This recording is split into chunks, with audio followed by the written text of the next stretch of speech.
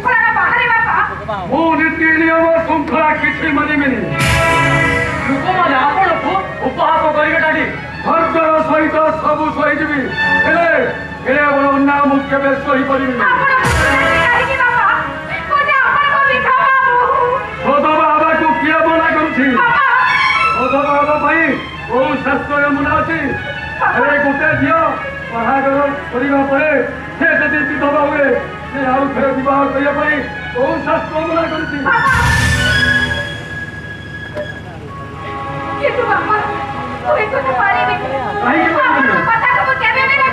କାହିଁକି ରଖିପାରିବୁନି?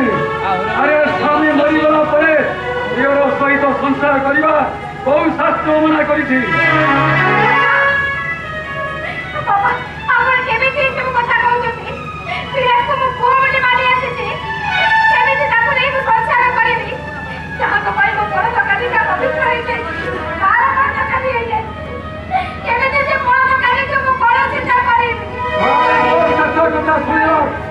তুমি দুজন যদি ମୋ କଥାରେ ରାଜି ନ ହୁଅ ତାହେଲେ ବାଧ୍ୟ ହୋଇ ମୁଁ ସୁଇସାଇଡ୍ କରିବି।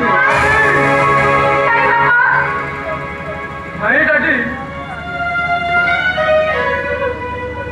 ଆମେ ଆପଣଙ୍କ ପ୍ରସ୍ତାବରେ